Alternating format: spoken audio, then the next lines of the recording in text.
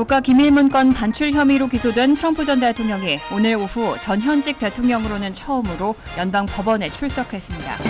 소비자 물가지수가 11개월째 내림세를 지속하고 있습니다. 2년 2개월 만에 최저치를 찍었습니다. 원달러 환율이 한 달 사이 50원 넘게 떨어져 1270원대를 기록하면서 4개월 만에 최저가를 기록했습니다. 최근 총기를 소지하고 등교하는 학생들의 사례가 늘면서 학교들이 잇따라 인공지능 총기 탐지기를 도입하고 있습니다. 아빠를 잃은 아이들을 위로하는 유명 동화 작가로 크게 명성을 얻은 30대 여성이 남편을 살해한 혐의로 기소됐습니다. 이상은 이 시각 주요 뉴스입니다. 시청자 여러분 안녕하십니까? KBN 뉴스입니다.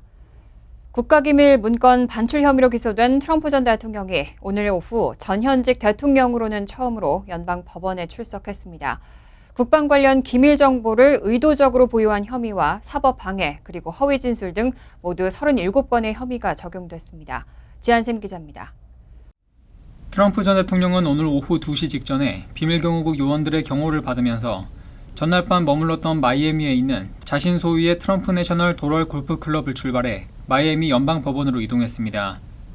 그는 법원으로 이동하면서 올링크를 통해 법원으로 가는 중 마녀 사냥이라는 입장을 밝히고 미국 역사상 가장 슬픈 날 중 하나라고 말했습니다. 연방검찰은 지난 9일 트럼프 전 대통령이 재임 중 취득한 국가기밀 문건을 퇴임 후 자택으로 불법 반출한 것과 관련 37개 혐의를 적용해 기소했습니다. 미국 전직 대통령이 연방검찰에 의해 형사 기소된 것은 이번이 처음입니다. 트럼프 대통령은 자신에 대한 범죄를 인정한지를 묻는 기소인부 절차에 앞서 디지털 스캐너로 지문은 찍었지만 범인 식별용 얼굴 사진인 머그샷 촬영은 하지 않은 것으로 알려졌습니다. 트럼프 전 대통령은 오후 3시부터 연방법원 법정에서 진행된 기소인부 절차에서 변호인을 통해 자신에 대한 모든 혐의에 대해서 무죄를 주장한 것으로 알려졌습니다. 트럼프 전 대통령은 지난 4월 초엔 뉴욕 지방법원에 출석해 지난 2016년 대선 직전 자신에 대한 성추문을 막기 위해 성인 배우 스토미 데니얼스에 이마금 돈을 지급하면서 회사 기록을 조작한 혐의 등으로 뉴욕 지방검찰로부터 기소당해 기소인부 절차를 밟은 바 있습니다. KBN 뉴스 지한승입니다. 소비자 물가지수가 11개월째 내림세를 지속하고 있습니다. 5월 소비자 물가지수는 2년 2개월 만에 최저치를 찍었습니다. 연준이 기준금리를 동결할 것이라는 전망에 힘을 보태고 있습니다. 오늘 노동부는 5월 소비자 물가지수가 지난해 같은 기간과 비교해 4% 올랐다고 발표했습니다. 소비자 물가 상승률은 지난해 6월 40년 만에 최고치인 9.1%까지 뛰었다가 11개월 연속 하락했는데 5월 수치는 2021년 3월에 2.6% 이후 가장 낮은 수준입니다. 특히 에너지 가격이 1년 전과 비교해 11.7% 떨어지면서 물가 상승 속도를 끌어내렸습니다. 연료유가 가장 큰 폭인 37% 떨어졌고 가솔린 값도 19.7% 큰 폭으로 내렸습니다. 5월 소비자 물가지수는 월가 전망치 4.0에서 4.1%에 부합했습니다. 어제 미국의 1년 후 기대 인플레이션은 2021년 5월 이후 최저치인 4.1%로 발표됐습니다. 이를 두고 시장에서는 물가 하락 기대감이 한층 커진 상태였습니다. 이와 관련해 CNBC는 고용시장이 회복되고 있는 가운데 소비자들이 적어도 단기적으로는 인플레이션이 해소될 것으로 믿고 있다는 의미라고 해석했습니다. 현재 미국의 기준금리는 연준이 지난해 3월부터 10회 연속 긴축 방침을 택한 결과 16년 만에 최고 수준인 5에서 5.25%입니다. 시장은 오늘부터 내일까지 이틀간 열리는 연방공개시장위원회에서 연준이 금리를 동결할 가능성이 매우 높다고 전망하고 있습니다. 다만 근원 소비자 물가지수는 여전히 높은 수준인 만큼 예단하기 어렵다는 의견도 제기됐습니다. 2023년 5월 재정 수지는 지난해 같은 달과 비교해 4배 가까이 급증했습니다. 2,400억 달러의 적자를 기록했는데 세입 감소와 늘어난 메디케어 지출이 가장 큰 원인으로 꼽혔습니다. AP통신과 CNBC 방송은 재무부가 어제 발표한 5월 통계를 인용해 재정 수지가 지난해 같은 달보다 4배 가까이 급증한 2,400억 달러 적자를 기록했다고 보도했습니다. 이어 세입 감소와 고령자 대상 공적 의료보험 메디케어 지출이 대폭 늘어난 것이 이런 재정 적자 증가의 원인이라고 전했습니다. 이코노미스트들이 사전 조사한 시장 예상 중앙치는 2,360억 달러 적자로 실제와 비슷했습니다. 지난해 5월 재정 적자가 660억 달러였던 것과 비교하면 1년 사이 무려 1,740억 달러가 증대한 겁니다. 또 4월 재정 수지는 1,760억 달러 흑자를 냈기 때문에 전월 대비 낙폭은 4,160억 달러에 달했습니다. 최근 재무부는 사상 첫 디폴트 회피에 합의했고 의회는 연방부채 한도 31조 4천억 달러 적용해 잠정적 정지와 정부 지출 감축 법안을 처리했습니다. 이후 6월 3일 바이든 대통령이 사인한 후 월간 재정 수지를 산정했습니다. 5월의 세수입은 지난해 같은 달 3,890억 달러보다 21% 격감한 3,070억 달러에 그쳤습니다. 반면 메디케어 지출이 3배로 늘어나면서 세출은 20% 증가한 5,480억 달러로 나타났습니다. 2022년 10월에서 2023년 5월까지 8개월간의 누계 재정 적자는 1조 1,650억 달러로 집계돼 지난해 같은 기간의 3배 수준을 기록했습니다. 원달러 환율이 한 달 사이 50원 넘게 떨어졌습니다. 오늘 원달러 환율은 1,270원대로 내려오면서 4개월 만에 최저가를 기록했습니다. 연방준비제도가 예상대로 기준금리를 동결하면 하반기에는 이런 원화 강세가 더 거세질 것으로 예상되고 있습니다. 오늘 서울 외환시장에 따르면 원달러 환율은 전 거래일 대비 15원 내린 1,275원에 마감해 지난 2월 이후 4개월 만에 최저가를 기록했습니다.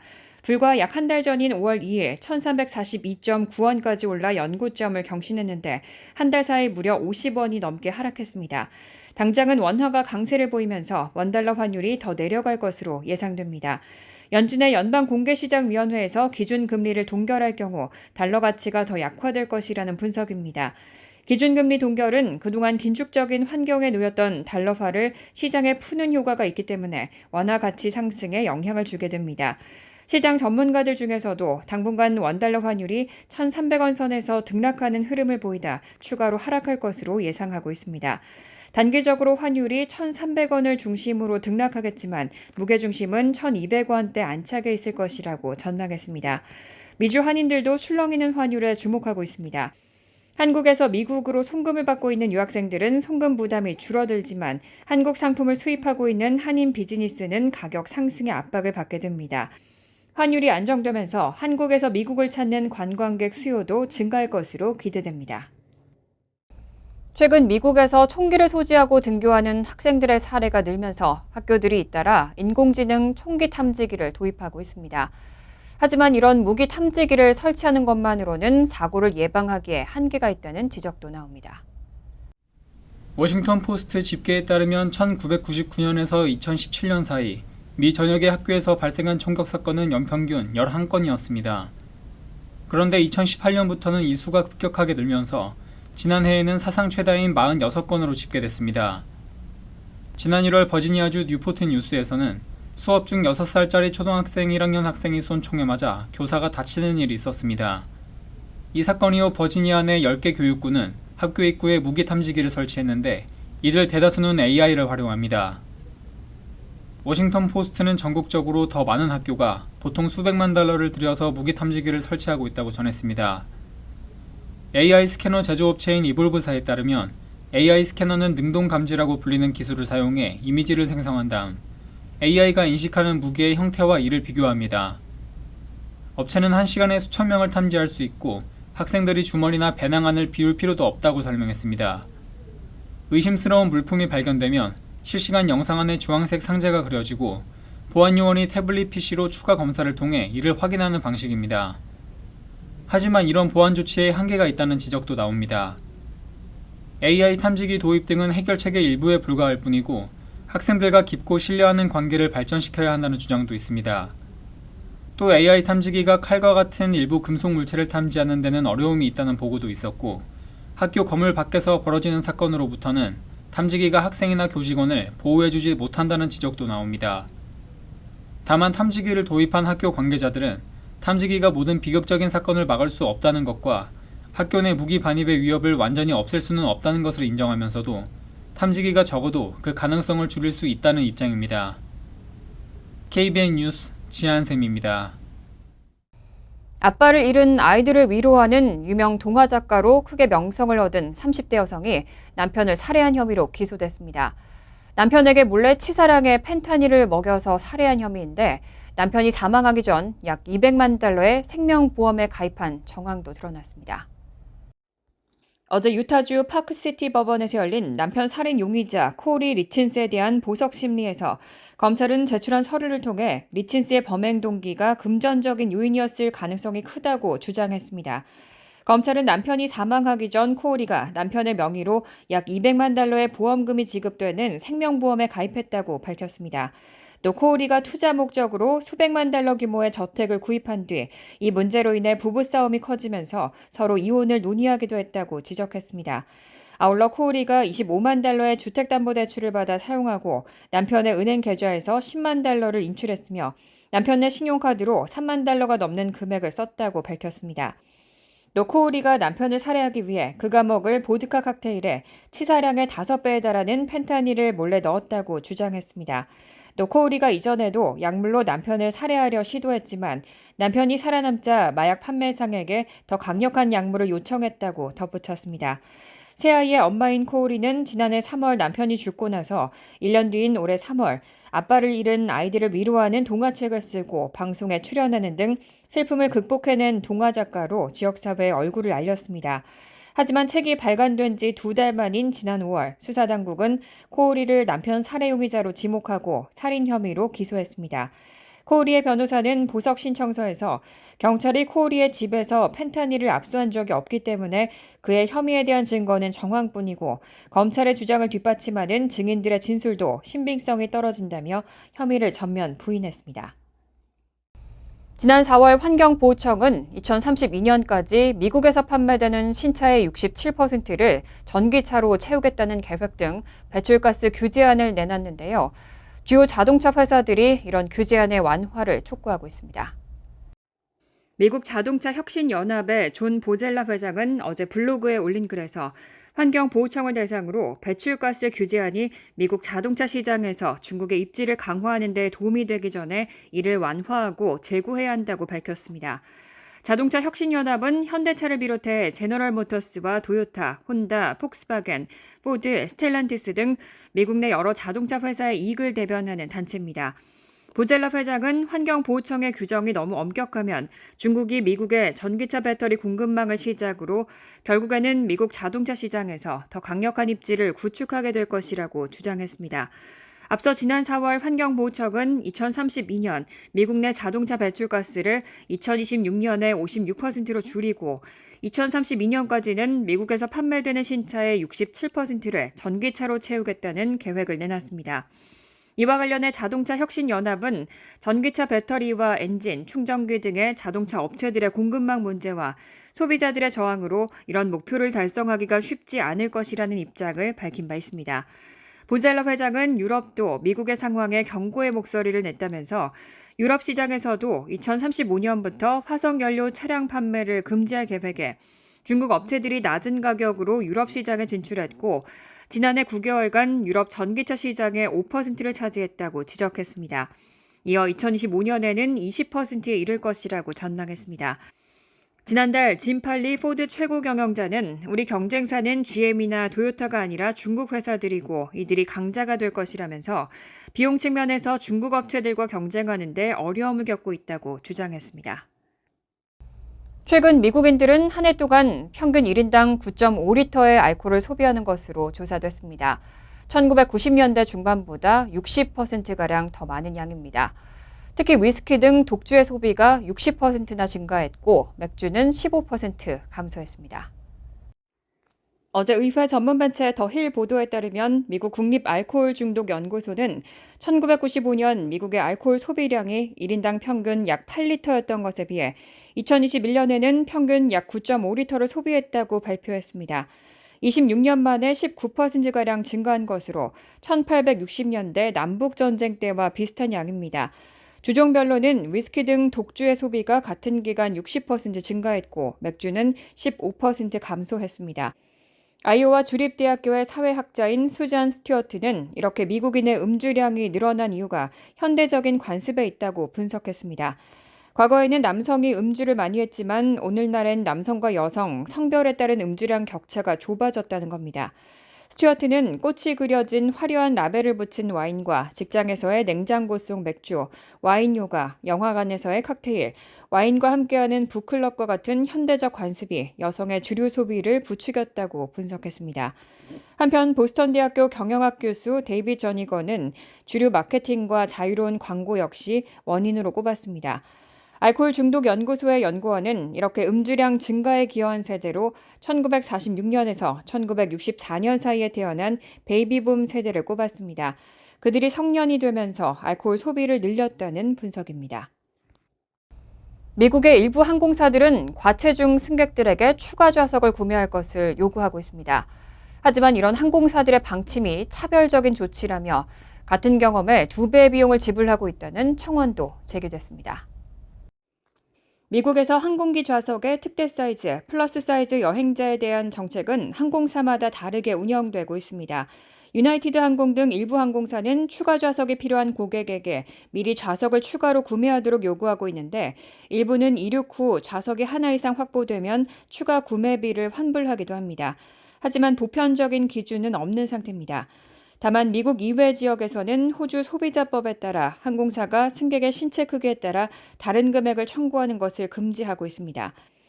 한편 지난 4월 플러스 사이즈 여행 인플루언서인 제린 체이니는 연방항공청에 모든 승객의 편안함과 복지를 극대화하는 포괄적인 특대 승객 관련 정책을 의무화할 것을 촉구하는 청원을 시작했습니다.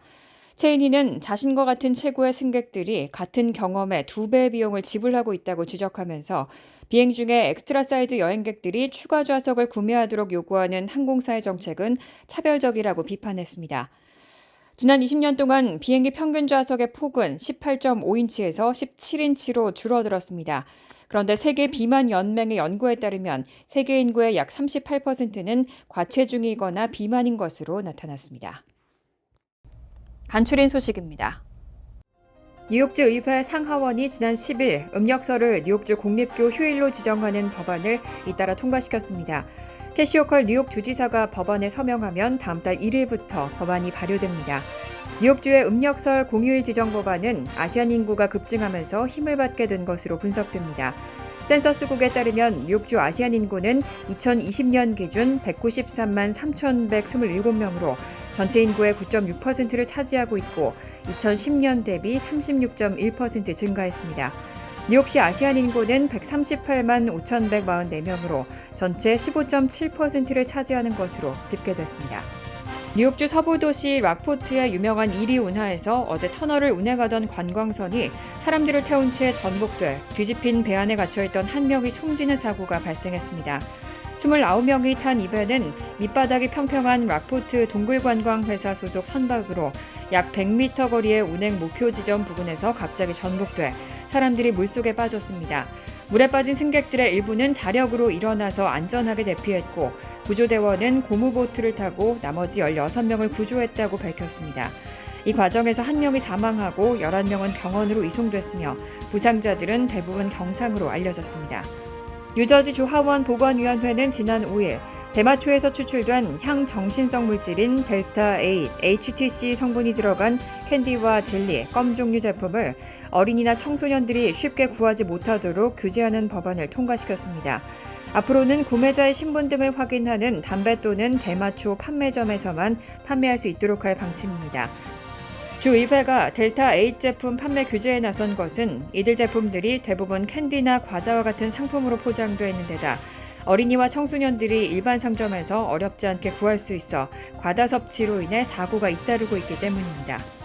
콜로라도주 덴버에서 미국 프로농구 덴버 너기츠가 창단 56년 만에 첫 우승을 거머쥐며 축제 분위기가 이어지던 중 총격 사건이 발생해 9명이 다쳤습니다. 현지 경찰은 오늘 새벽 0시 30분께 경기가 열린 볼 아레나 경기장에서 1마일 떨어진 시내에서 총격이 발생했다며 용의자는 체포해 구금 중이라고 밝혔습니다. 부상자 9명 중 3명은 중태로 알려졌습니다. 환율과 증권 소식입니다.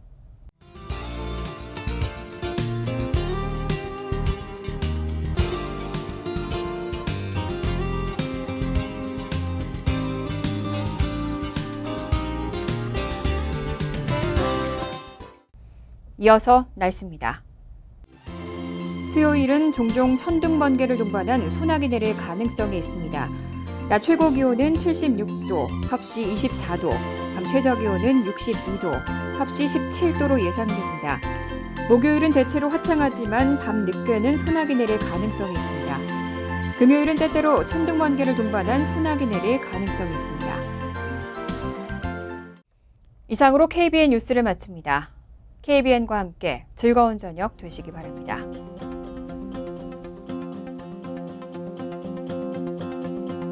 미 동부 최대 한인방송 KBN이 제작하는 KBN 뉴스는 웹사이트 mykbn.com 그리고 유튜브와 페이스북에서 다시 보실 수 있습니다. 좋아요, 구독, 알림 설정은 뉴스 제작에 큰 도움이 됩니다.